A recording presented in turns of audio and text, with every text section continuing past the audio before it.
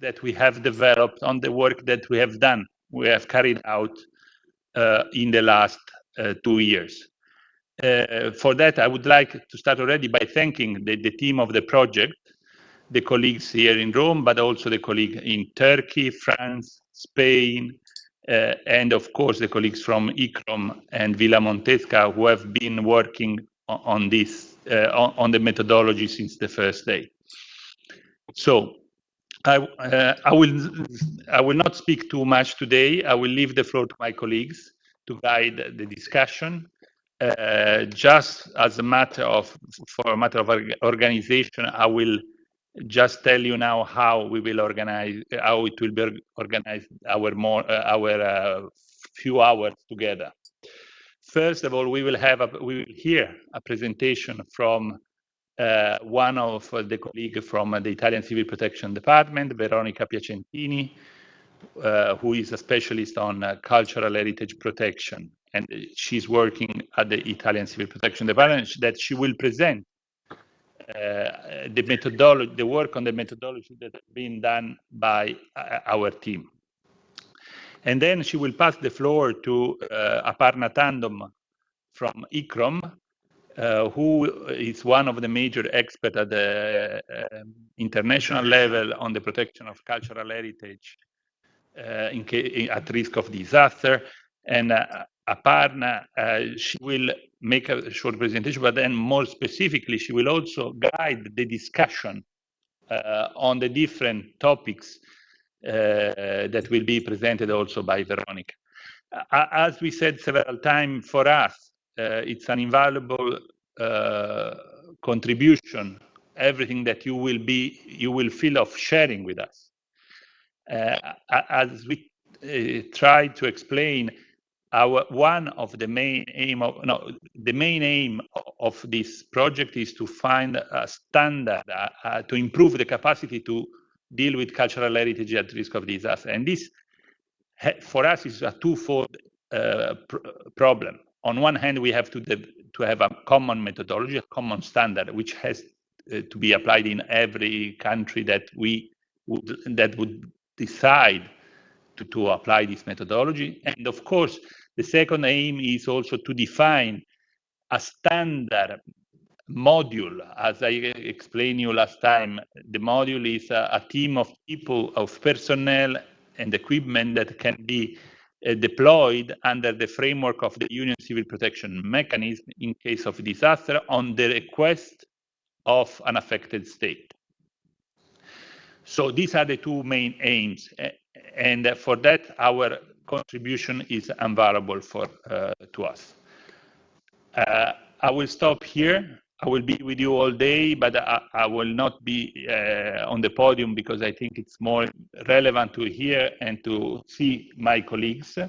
And I leave the floor to Veronica Piacentini to make her presentation. Thank you.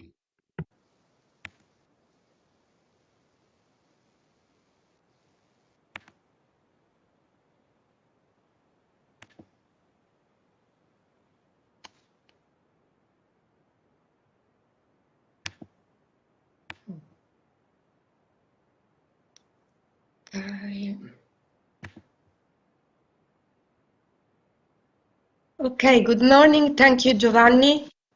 Can you see the slides? Yes. Can you just confirm me that you... Okay, thank you. So, good morning, ladies and gentlemen. I would like to give you a brief overview of these key elements for what we call our methodology. And starting from what already said yesterday, Giovanni, the project PROMEDE is composed of different steps, and we are in the green box. So we are trying to defining this common framework, this methodology, and in order to guarantee the maximum condivision and sharing of this document, we decided to make this revision common in order to involve all interested countries and organizations. So starting to go more in depth in the methodology, this is our index, the contents of the methodology. As you can see, there are many different themes. We agreed together with all the partners of the project on specific issues that should have been important, and we decided to develop a specific chapter for each of these contents. So as you can see, starting from the introduction, we will have a first part dedicated to institutional framework, then planning, coordination structure, teams, tools and data management system, training and exercises. And of course, the document also has some annexes which contains the outlines of all the issues that have been treated in the other chapter, and the conclusions and specific recommendations dedicated to these issues. Of course, the document is full of important themes, so it is difficult to synthesize and to give just a short overview of what we have done. I will try to underline only the main elements of each of these chapters. So starting from the first chapter about the institutional frameworks, the needs and the challenges that we found together with the other partners in our discussion were related to the need of creating an effective risk governance, aiming at strengthening cultural heritage resilience, and of course also to improve the coordination and interoperability capacities in emergency. So what we decided to propose is to establish interdisciplinary working groups and teams that could be co-led by Cultural Heritage Authority and Disaster Risk Management Authority together, and that could involve also all other relevant actors with, of course, specific responsibilities and tasks at central and peripheral level. Who plays an important role? Who are those actors that should be involved in support of the disaster risk management and cultural heritage authorities? Some of them are related to the world of to the voluntary world. So, of course, volunteering association and civil society, but also local community and international and non-governmental organization, and then heritage professional, professional organization and association, and intergovernmental and international organizations. So how can they contribute to our purpose?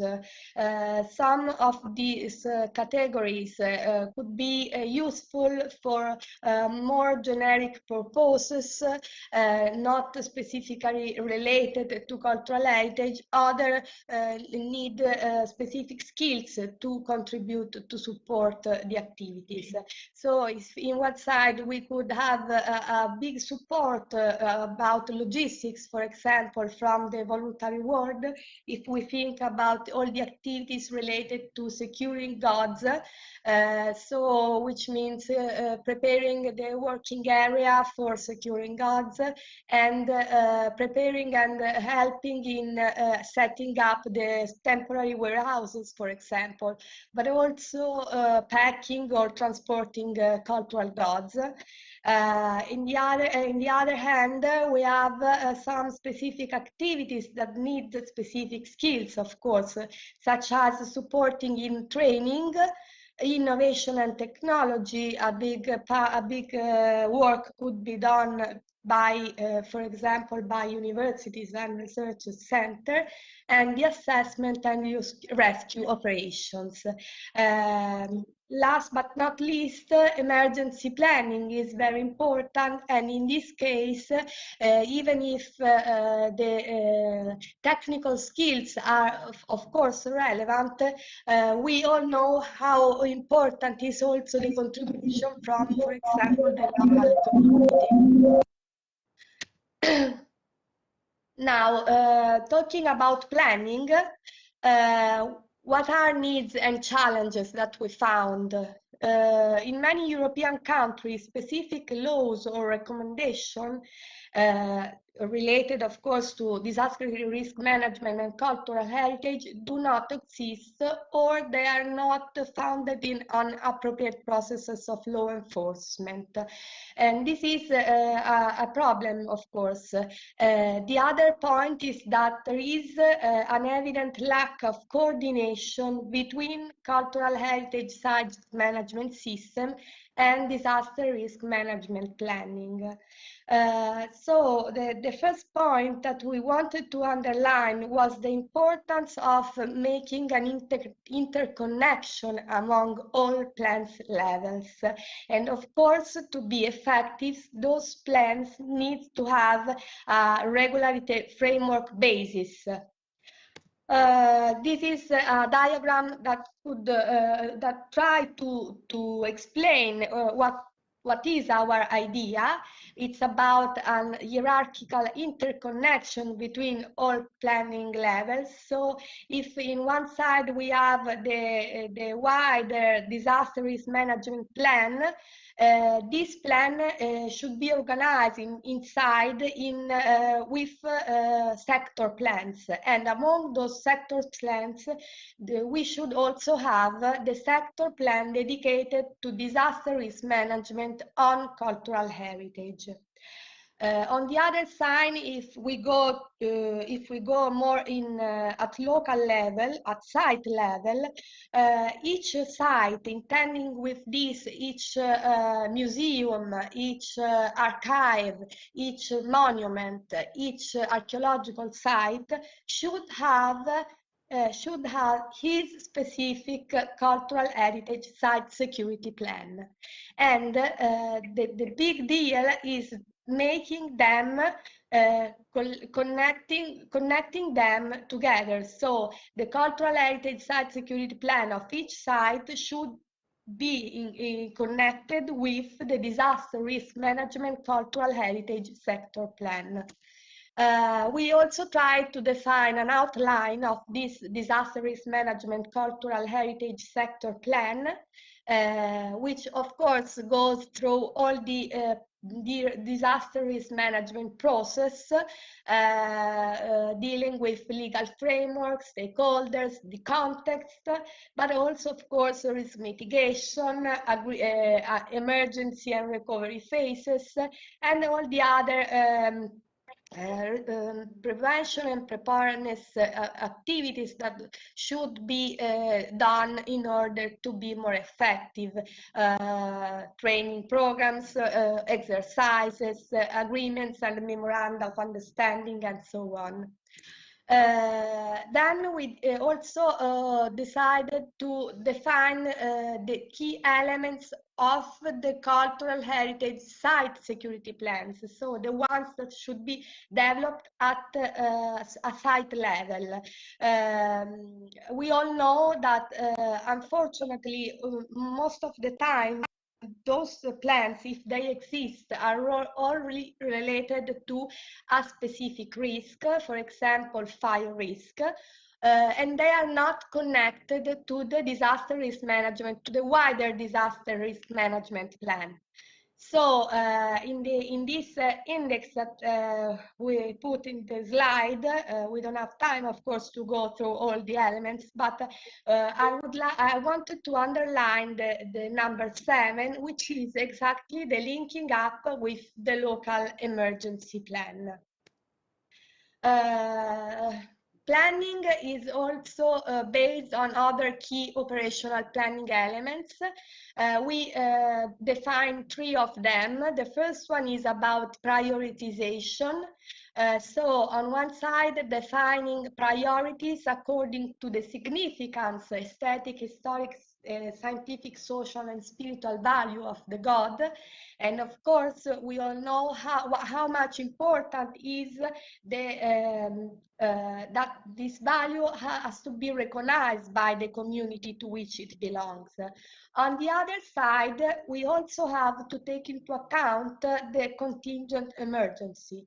So all the numerous factors that are related to the specific emergency. I'm talking about, for example, risk of public safety, risk conditions of cultural heritage, accessibility, capacity and complexity of intervention, and so on. The second one is identification and organization of storage, because we all know how much important it is to be able to set up in a very fast way temporary storage during emergencies. So we try to define the main characteristics that these storages should have, and also the spaces and services to be provided. And the third one is the early warning system. So the challenge is to adapting early warning systems to cultural heritage plan. Of course, what we tried to do was to go through the four main key elements of the early warning system: monitoring and warning service, response capability, risk knowledge and dissemination and communication, and to analyze them in relation to cultural heritage. So how they could be fulfilled, the involved actors, and the suggested tools. Then chapter C is related to coordination structure. Needs and challenges are related to the issue of including inside the disaster management coordination structure the theme, the issue of the protection of cultural heritage. Unfortunately, we all know that today this is not always happen. The proposal should be to create inside the cells system, the cluster system that at international, but also in many cases at national levels, is based in the coordination structure, a specific cultural heritage cell. So a specific function, a specific cluster that could deal with all cultural heritage activities and that could be put in place in emergencies related to all kinds of risks.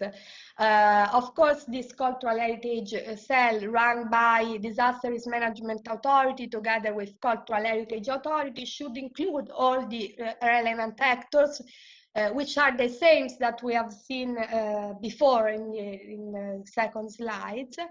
And these are some of the activities that could be run by the cell. So, for example, activities related to damage assessment, securing immovable and movable goods, setting up temporary storage and warehouses, protecting movable cultural heritage with temporary coverage, and securing cultural heritage rubble. Of course, there could be also more other activities that to put in place.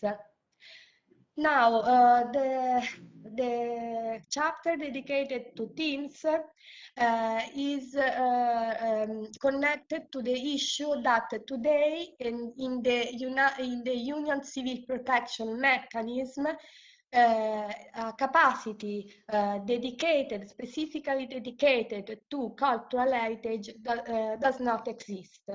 So we try to think about how this could be fit inside, and we thought that there we could develop two different kind of participation of these cultural heritage issues inside the Union Civil Protection mechanism. On one side, we could think about the inclusion of trained cultural heritage management experts as members of the UCP team. And the other one is the involvement and the creation, the definition of a specific module or other response capacity dedicated to this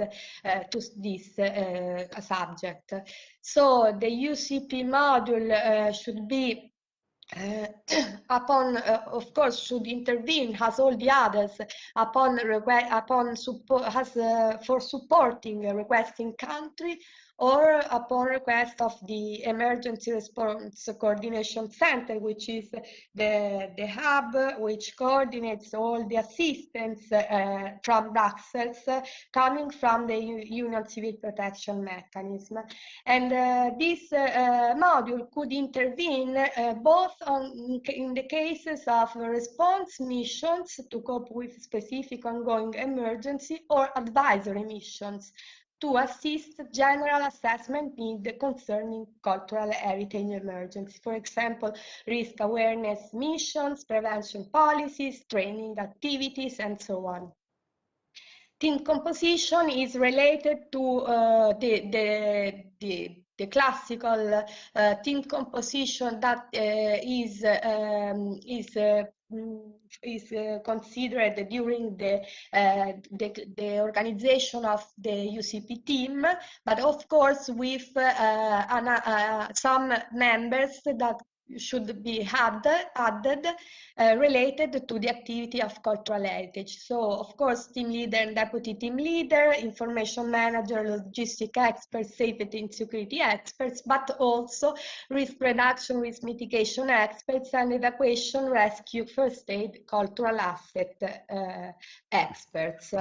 The team should be equipped with both technical and logistical equipment, and we thought also about creating some preparedness and operational procedures related to the definition of a multidisciplinary roster to, of course, to involve the members in the team.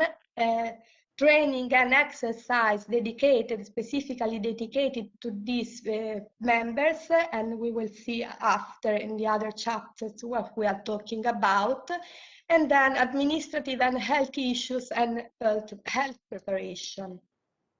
Tools and data management. In this case, we realize that at European level, consolidated and shared templates are not existing, and it is a matter of fact that data management is crucial to allow coordinated and comprehensive collection, analysis, and reporting capability in cultural heritage protection sector. So the idea was to try to define shared templates that could be useful to guide the operation of the cultural heritage team and to undertake assessments activities. We also thought about a path that could be followed according to the idea of creating some shared templates.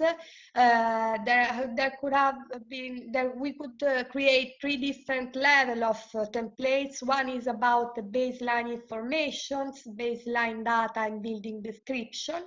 The other about the impact and damage assessment, of course, according to immovable, movable, or intangible heritage, and then the intervention and securing measures for all of them. Interable system, they are a need, of course, to provide an effective data management methodology.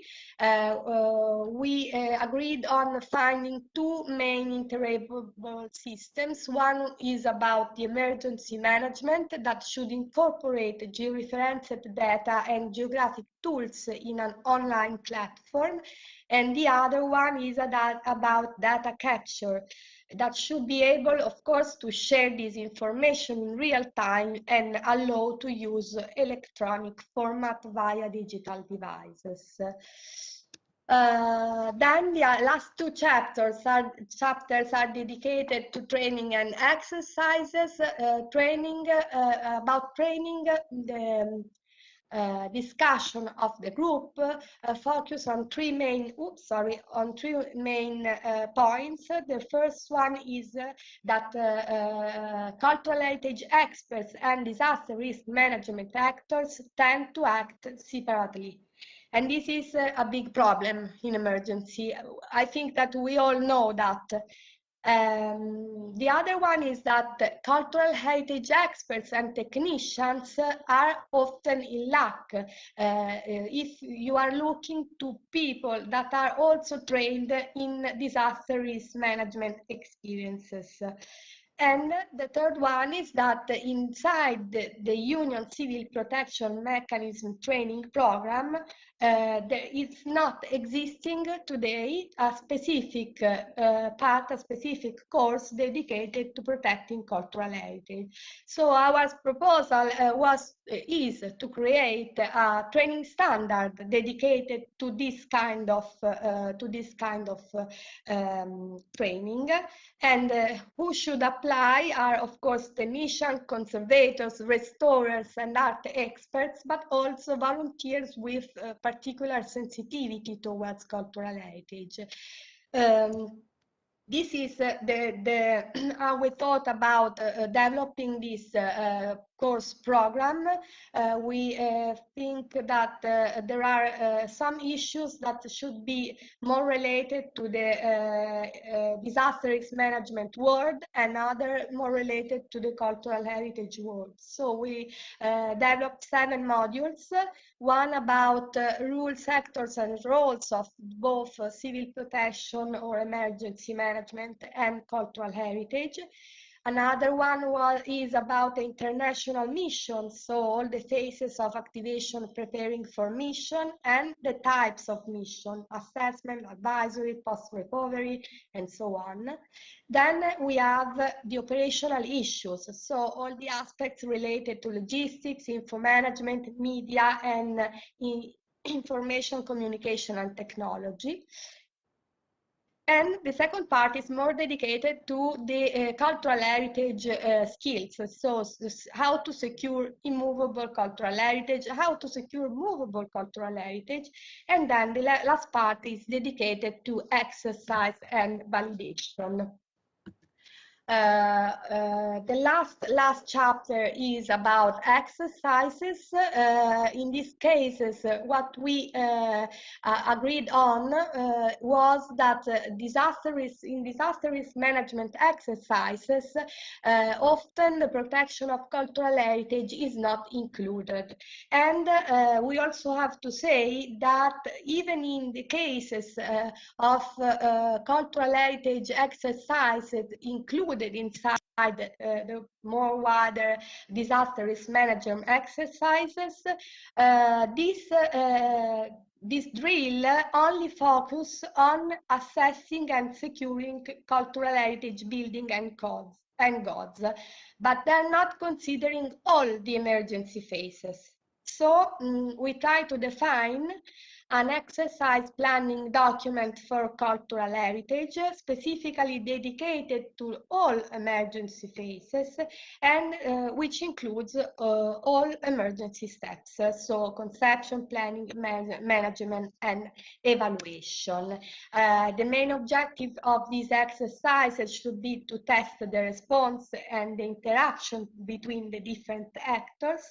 And two other points that we would like to underline are that these exercises should be always taught at the end of a training program, a training course, and that these exercises should simulate also simulate the activation of the command and control chain. Is what I was saying before.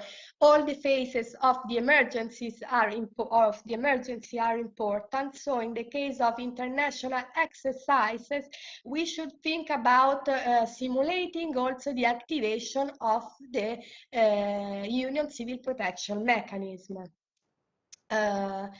To conclude, we are trying to put together the main recommendation dedicated to all these issues that we treated in these different chapters.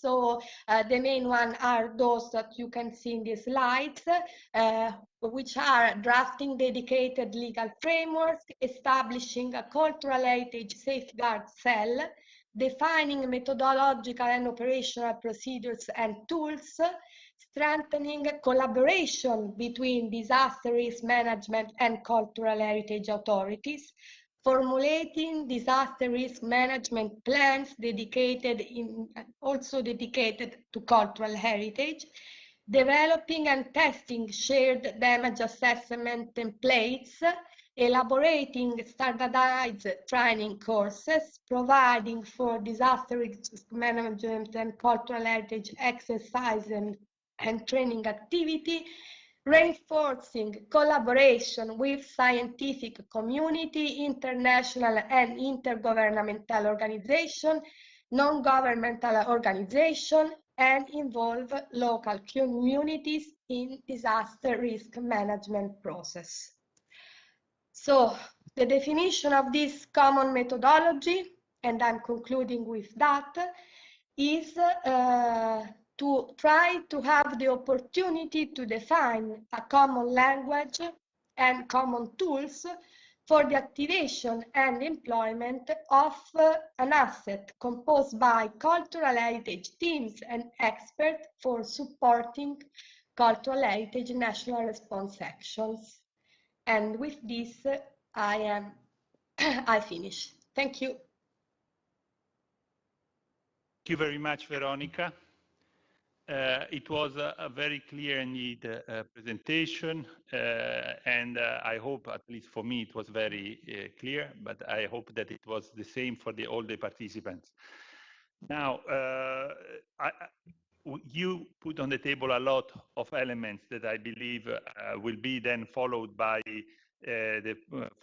by Aparna and by all other colleagues that would like to participate later on.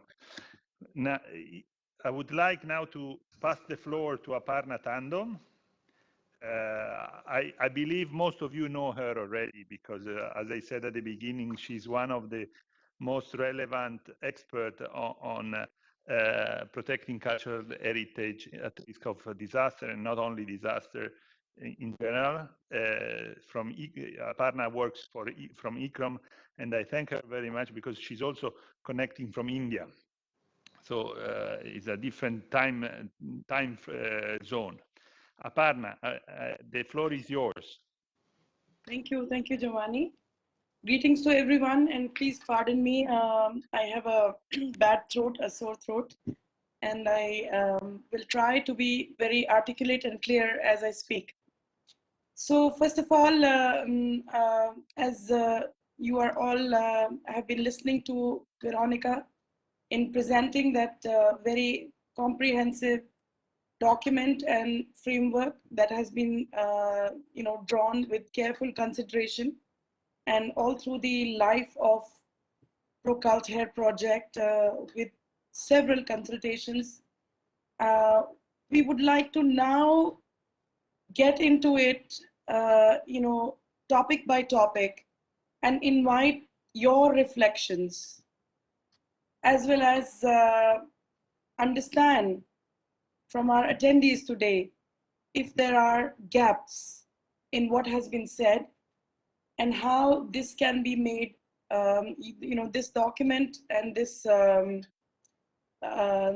framework can be made more richer, and also how we can make sure that all voices and all initiatives that are being undertaken in different parts of the world and their collective experiences are incorporated in such a framework. I know this is an ambitious idea, but I think together, if in a systematic way, if we engage in discussion today and timely way, we can overcome this. We can achieve this goal that we have set before us. So without further ado, what I would like to do is one by one flash questions on the screen, and for each question we would like to invite comments from our attendees.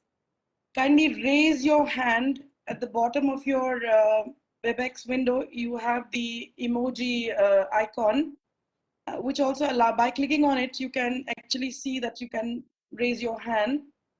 I will be looking at these, and my colleagues who are assisting me today will also be looking at it. And we will invite you to take the floor and answer the question, but please be specific to the question, and kindly do not give us very long answers. We would like to capture the essence as much as possible. So for those who are doing the note taking, it would be easier if you speak in short sentences and allow us to capture what you're saying. So that's it, and let's get going.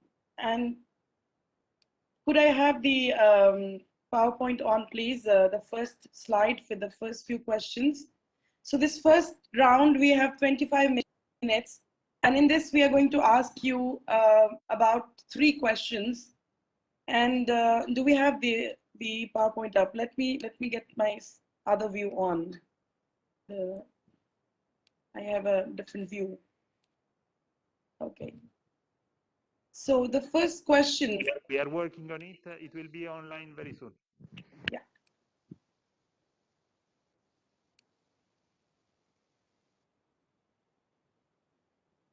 Okay.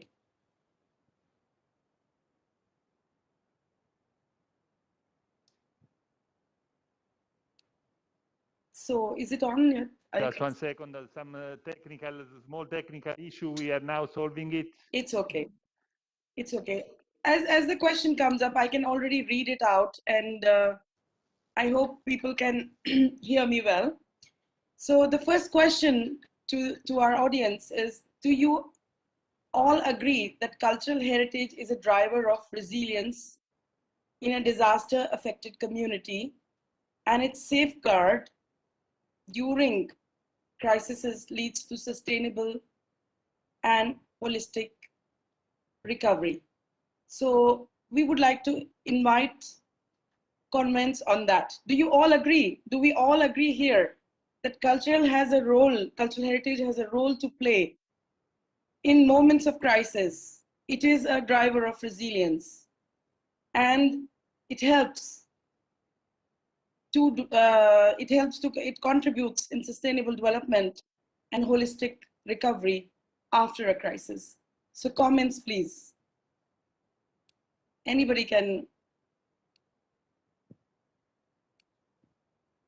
Yeah. I don't see any hands raising.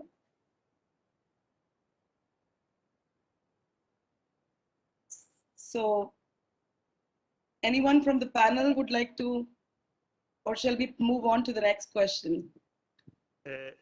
Aparna, I think we see, do you see the presentation now on your screen? Because we see I it do. now, and we see that you do see it, because we Yes. are monitoring a number of persons who have raised their thumb up to, I think, agree, but since Alessia Yes. Strozzi, for example, now we see it. I don't know if Alessia Strozzi wants to make a comment.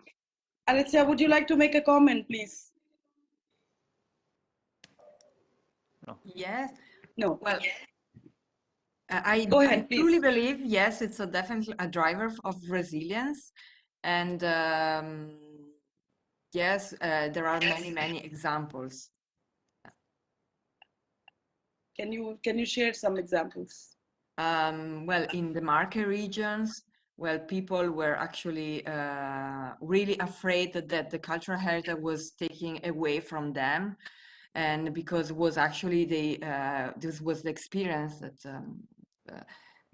they because for them it was their part, you know, they have lost everything, but the cultural aspects, so they were not just objects, but they were object that was helping them to stay together. There was a meaningful, because there was this intangible heritage. There was a bond. There was a connection with what was experiencing for them, you know, during celebration, you know, like baptism. Was many aspects that was not. It's. In a short moment now, it's really difficult to, you know, to list all of them, Yes, but there was this huge bond that, and there was really a fight, and this is, I think that it was one of the most powerful expression of that. There is something that we can't see, but everyone has actually a specific reason why it's connected direct to the objects. Thank you, Alessia, for that insight. And I'm sure our audience, many of us who are participating, have experienced firsthand the power of culture. I would like to move on to the next question, which is, from what we have heard in this workshop, there are many international frameworks that are evolving to incorporate or include a coordinated approach to disaster risk management for cultural heritage. However, in your opinion, what is still missing to reinforce a cross-sectoral cooperation both at national and international levels? So once again, we are from the presentations on the first day, we did hear many countries are now recognizing the importance of a coordinated approach, working across sectors, especially working with emergency management sector and the disaster risk management sector. But what is still missing that will, that is preventing us, or that can reinforce a cross-sectoral cooperation, both at national and international levels? So again, I'm asking, and I'm sure there are many among our attendees today who can share their experience in this particular area. So inviting comments.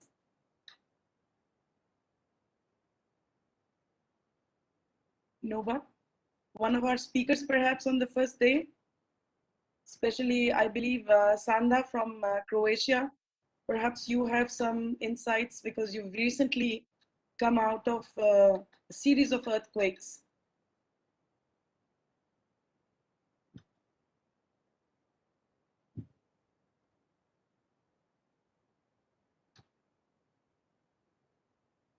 Okay, so I have a message from Sanda that she has technical problems with the microphone and she will have to use chat. So perhaps somebody else would like to step in and share their experience with us.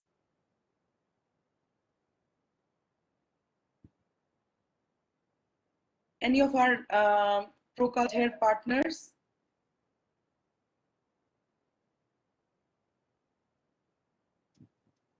Do you see any other hand? I just don't. There I see. I see one from Zoe Reed from Ireland, and then another one. First, over to Zoe. Hi, Aparna. Nice to see you.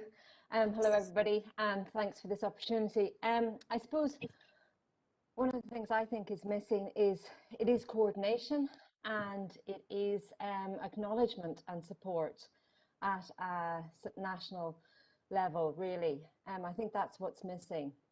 I'm here both as a conservator within one of the major cultural institutions in Ireland, but also as chair of the Irish National Committee of Blue Shield. And also I'm involved with another government department in terms of climate action and putting together a plan about disaster risk management for climate action. So what I see is needing some way of engaging and getting support, but also coordination. And I think those are the things that really we have to focus on. And I suppose I'm very interested and excited if Proculther is going to give us a framework that actually will be in a language that can be used across the board. So I think hopefully a document like this could give us something to talk to others with, again, in the universal language. Thank you, Zoe. I'm sure we will need a lot of cooperation from enthusiasts like you to make sure that this framework is also it reaches agencies where it should reach and is implemented nationally. So thank you so much for sharing that.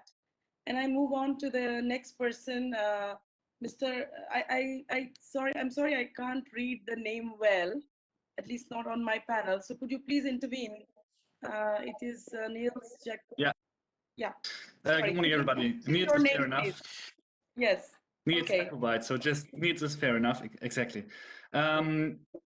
My comment is linked to the one from Zoe to a certain extent. As far as I know, in regard to the trainings in international coordination structures, whether it's on the UN base or the EU base, and most of the colleagues know what I'm talking about, whether it's the United Nations Disaster Assessment Coordination Teams or the European coordination teams. In the overall trainings, the cultural heritage issue is not touched upon as a cross-cutting issue. So it's basically totally forgotten. And this is one of the points I wanted to share here, that for the usual, whether it's the urban search and rescue coordination, that at least in the trainings for them, this should be integrated as a cross-cutting issue. As we had the discussions on gender issues years ago, which also took a time to be part of the training as such. And my second point is also in coordination, and it was touched upon in the presentation from Veronica earlier, the inclusion of an expert profile. I'm getting now a bit into the details, but for me, the development of a specific expert profile for an EU expert is something we could work on. I was not absolutely clear if you meant with your presentation also this point, but on the European level, we should think about to develop an expert profile to be included in the European civil protection team, so to say. Thanks. Thanks, Niels. Thank you for making those very pertinent points. And actually, I would revert back to Veronica for clarification on I think there is this idea of an expert profile, but perhaps Veronica would like to clarify. Yes, Aparna, thank you. Yes, Niels, the idea is to work on two different ways, on two different paths. The first one is to think about an expert profile to be able to take part of the UCPM team, okay? And on the other way, to create a specific path for training experts in this profile. So both of them, okay? Okay, thanks, Veronica. You're welcome.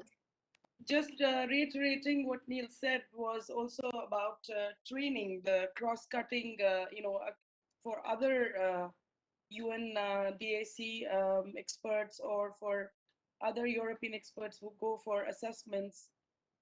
They have to be trained for assessing needs for cultural heritage or for in other areas, in other sectors, that awareness for cultural heritage has to be built, as it also has been highlighted by Zoe. So I think this is a point that has been well received, and I'm sure the team that is taking notes today will take that into consideration. This allows me to move actually very nicely to the next question, which is the protection of cultural heritage at risk of disaster implies a series of activities to be accomplished before you. Aparna, sorry, sorry, because we have a problem in in showing, because you don't see that there are some comments, and while we are trying to now we will read those comments maybe, but Yeah. while we are preparing for that, I would like just to give my contribution. I'm Giovanni, also on the Please go question ahead. from on the issue that was raised by Niels, and you already commented. I would like also to commend the work that ICROM and other partners are doing on, for example, with the INSARAG group, which is the International Search and Rescue Advisory Group on Cultural Heritage Protection, because this is something, yes, it's important to have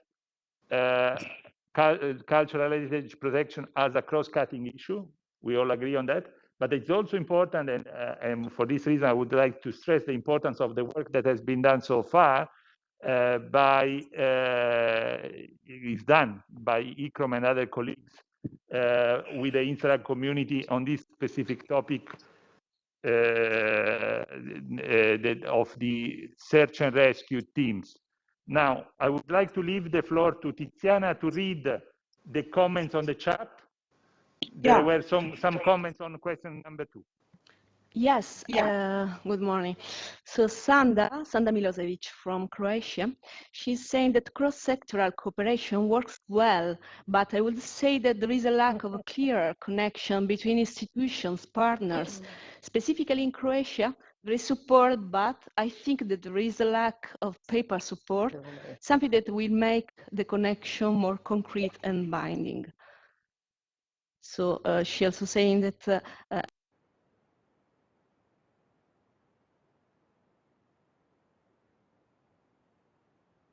and then Svetlin Stanev from Bulgaria, not enough awareness on the decision-maker level of the importance of cultural heritage. Disagree with the opinion of Sanda.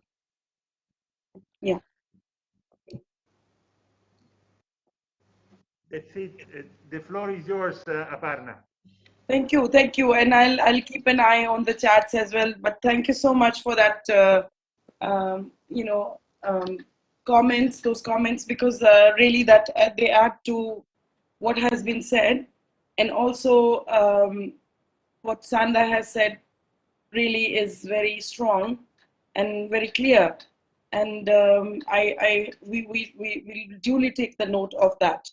So now moving on. We move on to the third question, and I think we are doing well time-wise. The question is that protection of cultural heritage at risk of disaster implies a series of activities to be accomplished before, during, and after a disaster. According to your experience, which kind of agreements and regulations could be used to reinforce cultural heritage at risk of disaster? So the idea is here to identify, if we can, with our attendees today, what are the key activities that we can take in each phase, that is before, during, and after, in order to secure cultural heritage at risk and mainstream concerns for it. So again, the floor is yours. And I'm trying to see who is raising a hand here. Protection of cultural heritage at risk. Are there any, would anybody like to answer this question? Or shall I ask Veronica to explain a little on how this has been put into the framework and document, and also into the common method? Veronica, would you like to maybe highlight? Yes, I would like to share an experience related to the last big earthquake that we had, the Central Italy earthquake in 2016-17. About this issue of agreements, because maybe you know that in Italy we have a very strong system of volunteers, civil protection volunteers, And we have all specific regulation for involving them during emergency. So it's all organized and it's all based on legal frameworks. However, at that specific time, we didn't have the time to share with the Ministry of Culture the agreement in relation to the involvement of volunteers dedicated to the activities of to supporting the activities in cultural heritage field. And to be honest, this was really an issue, because even if we started to work in all the other sectors and with all the other categories of people, for example, technicians or universities and so on, we had to wait almost 1 month before involving volunteers, civil protection volunteers in the field of cultural heritage, because we had to sign this agreement with the Ministry of Culture. This is, I think, a good example of what it is very important to share and to define these agreements before the emergency. Yes. Thank you, Veronica. I think that was a very concrete example, and as a result, we have 2 hands here. It's from Xavier Ramao from University of Porto first, and then I guess it's Dennis from Ministry of Culture. Yeah, that's all I can read. Dennis, Ministry of Culture. That's it. Yeah, Xavier, over to you first, and then. Thank you, Aparna. Good morning, everyone. So thank you for the opportunity for saying a couple of things on this issue. I'd like to raise two important points in my view. I'm not sure they fall in the category of agreements or regulations, but in any case, I think these are 2 points that are still lacking in terms of the whole, let's say, disaster risk management cycle for the sector of cultural heritage. And one is clearly connected to awareness, sustainable development. But I mean, if you ask anyone over the past 10 years in your country, what was the disaster? What were the cult heritage properties that were affected by any type of disasters? Probably people don't know. So this is something that we're still not really collecting. I know that the Sendai framework is starting basically from scratch on this issue, and is trying to, let's say, promote probably the first global framework for collecting data on disasters that affected cultural heritage. But still, at the country level, we should do much more, and we should know much more. And so information about what has been lost over time due to disasters, any type of disaster, this is still something that we lack. And this, in my opinion, contributes to the fact that, yeah, maybe cultural heritage is not a really important sector in terms of disaster risk management, because, well, we don't hear a lot about impacts on that sector. Of course, we know when something very, very, very important like Notre Dame is affected, but I mean, this is one among thousands, okay? So this is one of the key issues in my view. The second issue is, again, on the pre-disaster stage, so risk assessment. We're not doing risk assessment for cultural heritage in any kind of meaningful way. One of the main reasons is because there are not a lot of, let's say, methodologies, adequate methodologies, well-founded methodologies to do risk assessment. Of course, then you also have to train people to do that, but still, from the methodology side, there's still some lack of, let's say, adequate approaches that can be applied to cultural heritage massively, because we know that we can do, let's say, the assessment of one single property very, let's say, thoroughly in a lot of detail. But then at the country level, you want to do something that has to cover thousands of properties at the same time to establish priorities, to understand what are the weak properties, or those that are more fragile or require some kind of dedicated attention, or that in case of an emergency have to be, let's say, have to be helped first or be analyzed first. This we don't do, and we don't know how to do still in many situations. So we still have to develop that point. We still have to scientifically develop methodologies that will help us to understand what is at risk in reality.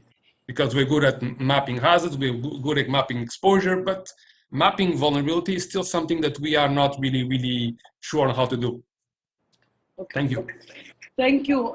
Thank you, Xavier. This is really a very, two very important points. One about disaster losses in the field of cultural heritage, and I fully support you on that, considering that even today, if we were asked how many and what is the loss in terms of income or other aspects, we are not able to articulate it very well. So point well taken, and I'm sure our colleagues who are part of the working group for this framework have also taken this into consideration. The second aspect of vulnerability assessments, I would add to that there is, along with vulnerability, there is also not proper assessment of capacities.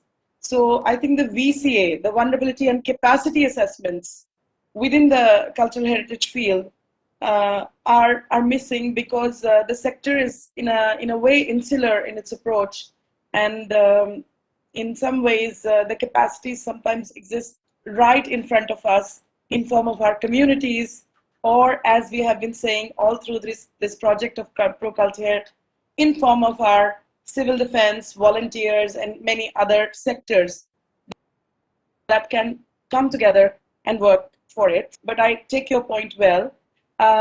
Just for your information, ICROM is trying to also work in this area, so I think this is something we need to keep on the agenda. I see also on the chat there is from Sanda a comment, which is, I totally agree with Veronica. There are so many things to worry about after a disaster, privately and professionally. If we haven't defined the timeline before, and especially if we haven't defined the part with the administration, we are wasting precious time. And so there is it's a very clear statement from somebody who has just recently experienced devastating earthquakes on top of the ongoing COVID pandemic. I move on to our colleague from the Ministry of Culture, and I'm sorry I am not able to recognize. So could you please just switch on your camera and share what you have to say to us. And then we will move to the question 3B, and then a poll. It will be time for an opinion poll. Okay. Moving on. So Deniz Gündoğdu. Yeah. Deniz Gündoğdu from Turkish Ministry of Culture. I've been a member of ICOR for around 10 years now. And sorry, because my ministry doesn't support international or international meetings as universities and many other institutions, so I just can attend only when I can have the finances to come. But I've been working in this field. I have a PhD. My point was that, first of all, I want to congratulate Xavier for he's been working on making the disasters, the effect of disasters on heritage concrete. That's very important. I've been working on that too. Because, okay, 5 buildings have collapsed. So what happened? What's the damage to that? People have to have some concrete evidence on that. My point was that, you know, there was an earthquake in Izmir. Well, okay, heritage wasn't so much affected by that earthquake, but I think the academicians have seen my point that after that earthquake, if Ministry of Culture is not involved, and if Ministry of Culture is not aware that they have to be the protector of these buildings, nobody can do anything in any country, really, because we have to have legislation for that. I mean, we went to Izmir, okay, because I was in the ministry. I mean, I was alone, seriously. We did a lot of assessment, but I think the point is our starting point. Because Thank our you. universities have been working on this and we didn't have much progress without the ministry. Thank you, Denise. Thank you so much for that insight. And in fact, that brings me neatly into the next question, which is what normative actions can EU take? At the European Union level, what normative actions can be taken to foster a closer cooperation between civil protection and cultural heritage, strengthening action in this field? And this would also mean then if EU takes a normative action, then governments will obviously take that and implement it.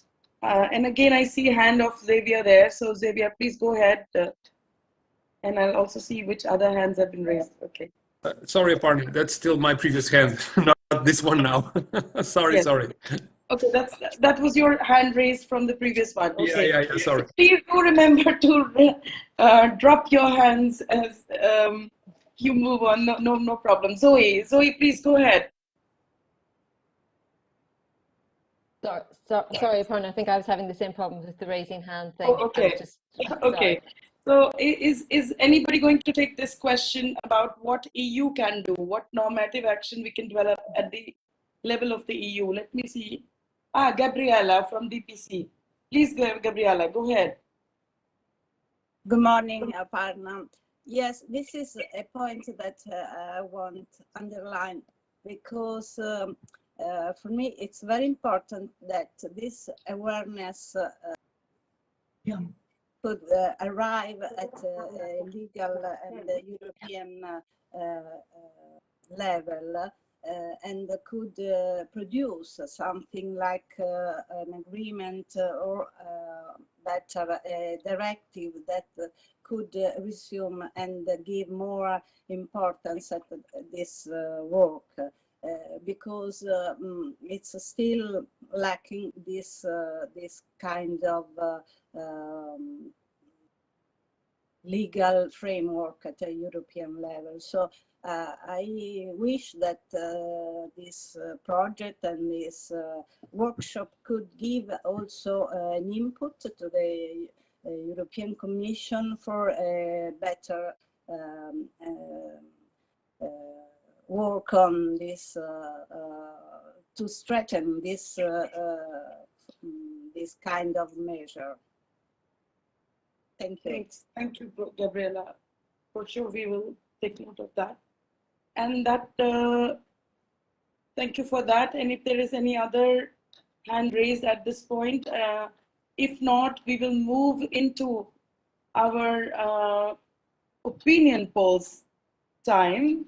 Now, this is a section where what we will try to do is we'll try to see what is the consensus in the room and or what's the temperature so as to speak on certain issues or topics related to the main theme of this workshop. So I will ask the team to kindly bring up the poll. You have to read the questions. It will remain on your screen for 5 minutes.